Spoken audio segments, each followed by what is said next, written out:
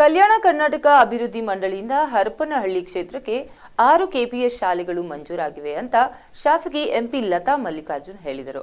ಅಷ್ಟೇ ಅಲ್ಲ, ಶಿಕ್ಷಣ ಸಚಿವರು ಇನ್ನೂ 2 ಶಾಲೆಗಳನ್ನು ಮಂಜೂರು ಮಾಡುವ ಭರವಸೆಯನ್ನ ನೀಡಿದ್ದಾರೆ. ಬರುವ ಶೈಕ್ಷಣಿಕ ವರ್ಷದಿಂದಲೇ ಶುರುವಾಗಲಿದೆ ಅಂತ ಶಾಸಕಿ ಗುಡ್ ನ್ಯೂಸ್ ಕೊಟ್ಟಿದ್ದಾರೆ. ಮಾನ್ಯ ಶಾಸಕರಿಗೆ ಸರ್ಕಾರಿ ಪ್ರೌಢಶಾಲೆ ಜನನ ಹಾಗೆಯೇ ಟಿಸಿಎಚ್ ವಿದ್ಯಾಭ್ಯಾಸವನ್ನು ಮಾಡಿ ನಮ್ಮ ಗೋಬರಹಳ್ಳಿಯ ಶಾಲೆಗೆ ತಮ್ಮ ಸೇವೆಯ ವಿಷಯವನ್ನ ಬೋಧಿಸಿದಂತಹ ಕೆ ಶಿವಾನಂದಪ್ಪ ಸರ್ಗೆ ನಮ್ಮೆಲ್ಲರ ಜೋರಾದ ಚಪ್ಪಾಳೆಗಳೊಂದಿಗೆ ಅಭಿನಂದನೆಗಳು, ಗೌರವದ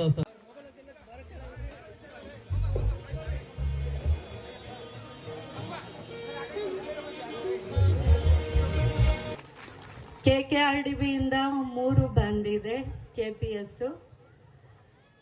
ಮತ್ತೆ ನಮಗೆ ಶಿಕ್ಷಣ ಇಲಾಖೆಯಿಂದ 3 ಬಂದಿದೆ. ಒಟ್ಟು 6 ನನ್ನ ಕಾನ್ಸ್ಟಿಟ್ಯೂನ್ಸಿ ತಾಲೂಕಲ್ಲ, ನನ್ನ ಕಾನ್ಸ್ಟಿಟ್ಯೂನ್ಸಿಯಲ್ಲಿ 6 ಕೆಪಿಎಸ್ ಸ್ಕೂಲ್ ಬಂದಿತ್ತು. ಒಂದೇ ಒಂದು ಕೆಪಿಎಸ್ ನಮ್ಮಲ್ಲಿ ಇದ್ದಿದ್ದು ಅದು ಹಲ್ವಾ. ಗೋರೆಹಳ್ಳಿ ಪ್ರಾಥಮಿಕ ಮತ್ತು ಪ್ರೌಢಶಾಲೆಯ ವಿದ್ಯಾರ್ಥಿಗಳು ನಡೆಸಿದ ಗುರು ನಮನ ಮತ್ತು ಸ್ನೇಹ ಮಿಲನ ಕಾರ್ಯಕ್ರಮವನ್ನು ಉದ್ಘಾಟಿಸಿ ಮಾತನಾಡಿದ ಇವರು, ಸರ್ಕಾರಿ ಶಾಲೆಗಳನ್ನ ಎಲ್ಕೆಜಿಯಿಂದ ಪಿಯುಸಿವರೆಗೆ ಉನ್ನತೀಕರಿಸಿ ಕನ್ನಡ ಮತ್ತು ಇಂಗ್ಲಿಷ್ ಮಾಧ್ಯಮ, ಕಂಪ್ಯೂಟರ್ ತರಬೇತಿಯು ಒಂದೇ ಕಡೆ ಸಿಗುವಂತೆ ಮಾಡುವ ಮೂಲಕ ಶೈಕ್ಷಣಿಕ ಕ್ರಾಂತಿ ಎಬ್ಬಿಸುವಂತೆ ಕಾಣುತ್ತಿದೆ.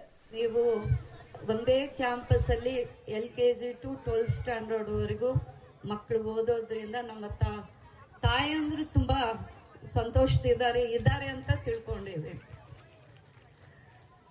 ಈ ಗುರು ನನ್ಗೆ ಗೊತ್ತಿದ್ದಂಗೆ ಈಗ KSRTC ಡಿಪೋ ಮ್ಯಾನೇಜರ್ ಮಂಜುಳಾ ಅವರು ಈ 2 ವರ್ಷದಿಂದ ನನ್ನ ಜೊತೆಗಿದ್ದಾರೆ.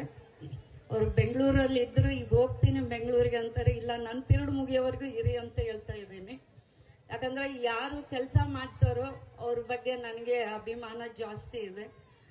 ಯಾರ್ಯಾರು ಏನು ಹಿಂದೆ ಇರೋವಂಥ ಸ್ಟೂಡೆಂಟ್ಸ್ ಎಲ್ಲ ನಿಂತಿದ್ದೀರ, ಪಾಸ್ ಔಟ್ ಆಗಿರೋದು ಎಲ್ಲಕ್ಕಿಂತ ಇಲ್ಲಿ ಯಾರು SLC PU ಹರಪನಹಳ್ಳಿಯಲ್ಲಿ ಮಾಡಿ ಬಂದಿರ್ತೀರಿ, ರೈತರ ಮಕ್ಕಳಾಗಿ ಓದಿ ಬಂದು ಮತ್ತೆ ವ್ಯವಸಾಯ ಮಾಡೋದಕ್ಕೆ ತೊಡಗಿಸ್ಕೊಂಡಿದ್ದೀರಲ್ಲ, ಅಂತ ಹಳೆಯ ವಿದ್ಯಾರ್ಥಿಗಳಿಗೆಲ್ಲರಿಗೂ ನನ್ನ ಹೃದಯ ತುಂಬದ ನಮಸ್ಕಾರಗಳು, ಧನ್ಯವಾದಗಳು. ನೀವಿಲ್ಲ ಅಂದ್ರೆ ನಾವಿಲ್ಲ, ಇಲ್ಲಿ ಸ್ಟೇಜ್ ಮೇಲೆ ಕೂತವ್ರು ಯಾರು ಇರೋಲ್ಲ.